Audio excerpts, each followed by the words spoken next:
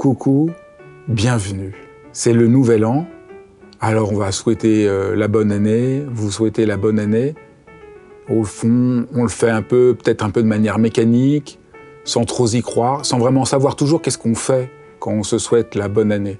Et dans cette vidéo, je voudrais rendre à ce geste toute sa profondeur, toute son humanité qui, vous allez voir, est vraiment très profonde. Et pour réussir vraiment à entrer dans le sens profond du passage de l'année à l'autre, je vous propose un petit rituel. Parce qu'au fond, ce qu'il s'agit de faire, c'est on va dire au revoir à l'année qui passe et s'ouvrir à la nouvelle année. Et souvent, voilà, ça passe, il y a juste un jour, on est voilà, le 29, le 30, le 31 décembre, le 1er janvier, on dit c'est la nouvelle année, et puis c'est juste un jour qui succède à un autre jour.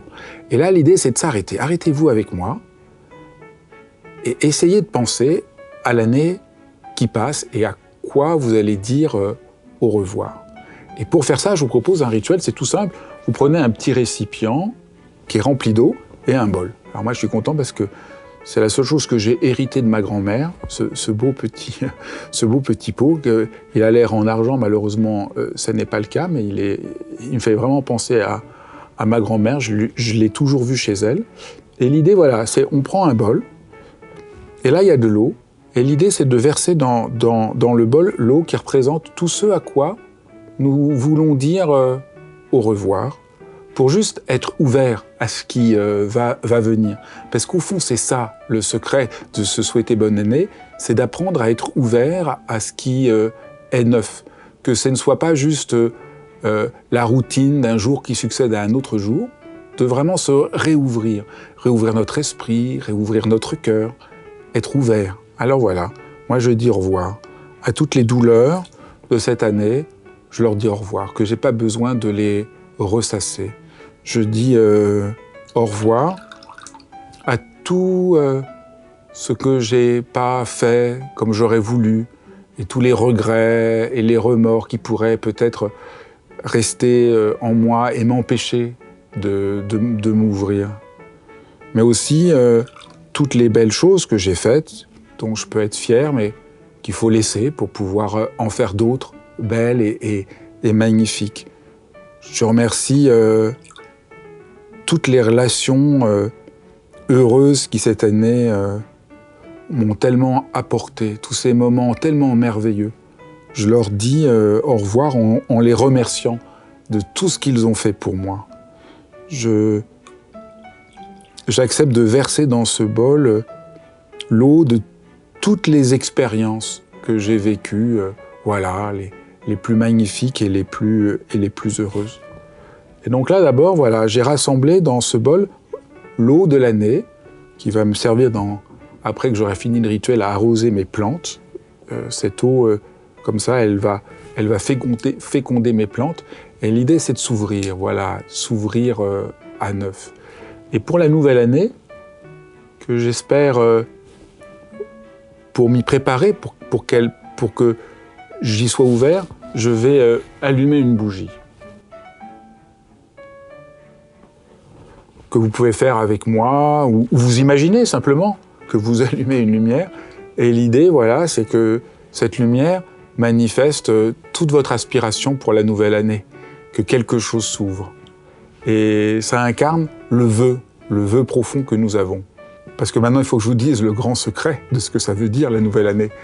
Le secret, c'est que le vœu nous ouvre au possible comme ce qui va advenir. On s'ouvre au possible comme possible.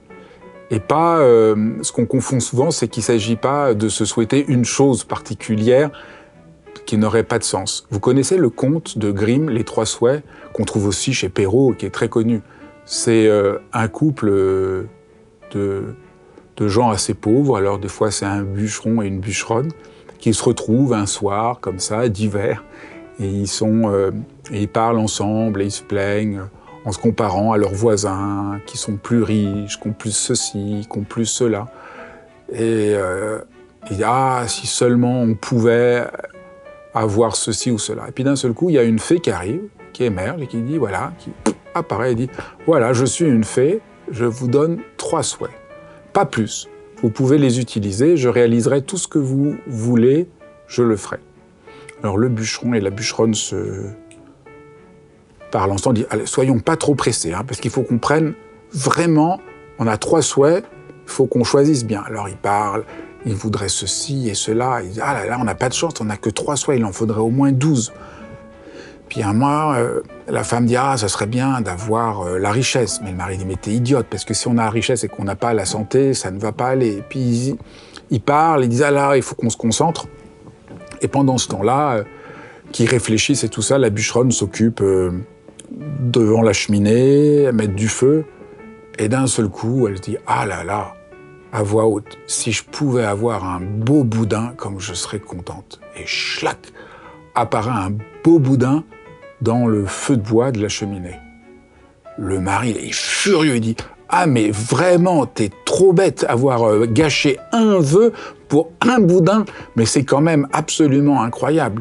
Ah, si ce boudin pouvait se coller au bout de ton nez, ça serait une bonne leçon. » Et pouf, le boudin se colle au bout du nez de la bûcheronne, et la voilà avec cette horrible excroissance qu'elle essaye d'arracher sans aucun succès. Il fait partie de son visage. Et là, c'est un peu la catastrophe. Alors, elle pleure, le mari essaye de parler, elle dit « Ah, on n'a plus qu'un vœu, donc il faut que je dise que je devienne roi. » T'imagines, on aurait toute la fortune. Et alors, je te confectionnerai, parce qu'il quand même, il aime bien sa femme, malgré leur dispute, je te confectionnerai un très joli écrin tout en or autour du boudin qui ferait que ça soit pas si horrible. Et là, la femme pleure, elle dit « Non, mais je pourrais même pas sortir avec ce truc horrible au milieu du nez. » Alors ils discutent et finalement le mari lui dit « Allez, vas-y, je te donne le 3e vœu. » Et la femme dit « Je souhaite que le boudin tombe de mon nez. » Le boudin tombe. Et voilà les 3 vœux qui sont passés. Donc, c'est une très belle histoire qui montre que c'est pas ça qu'il faut se souhaiter. On peut pas se souhaiter quelque chose, au fond. C'est ça que montre le conte. Il faut se souhaiter simplement d'être ouvert au possible, à ce qui va advenir, de rester ouvert au possible.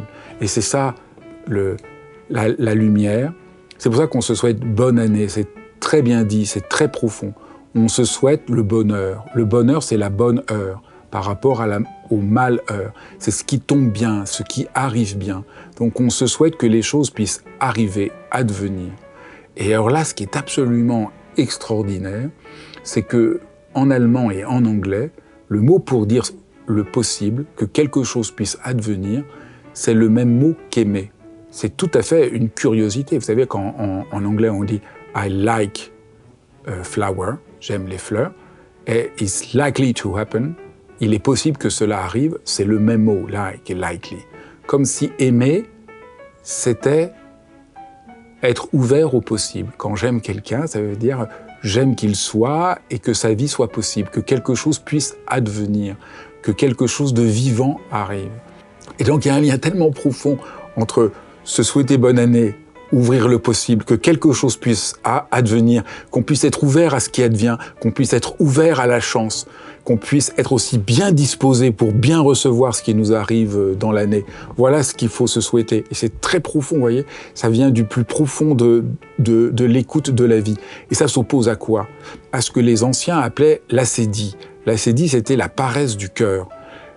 Ça s'est malheureusement transformé en juste la paresse. Mais à l'origine, chez les pères de l'Église, l'acédie, c'était le fait de ne plus avoir envie de rien, de ne plus être ouvert au possible, d'être découragé, d'être fatigué. Et au fond, c'est ça qu'on se souhaite, de surmonter l'acédie, de surmonter le découragement, ou on pourrait dire l'angoisse. Et c'est ça qu'on se souhaite dans la nouvelle année. Aie la verdeur, la vigueur pour que le présent soit un vrai don. Vous voyez, le présent soit un don, que tu sois ouvert à la vie, que la vie te nourrisse, t'enrichisse, soit un vrai cadeau. Et c'est ça que je vous souhaite, c'est ça que je vous souhaite de souhaiter autour de vous. Voilà, bonne année, que la vie soit soit bonne pour vous, que cette ouverture se partage les uns aux autres, qu'on soit dans cette disposition. Voilà ce que je vous souhaite de tout mon cœur. Et dernier point, cette aspiration qu'on a, elle vient de la pureté de notre propre cœur. Quand on souhaite bonne année à quelqu'un, on touche quelque chose comme la racine de notre propre cœur, comme la lumière de notre propre cœur. Et donc la lumière, c'est à la fois notre aspiration, et c'est à la fois quelque chose dans notre propre cœur. Et quand on souhaite bonne année à quelqu'un, on est aussi en train de toucher cette aspiration qu'on a dans notre cœur, que les autres soient heureux. Et c'est de ce point de vue-là formidable, parce que en vous souhaitant bonne année, je réouvre en moi l'amour qui est là pour le monde, pour la vie, et c'est un cercle absolument vertueux. Bonne année de tout mon cœur à chacun d'entre vous.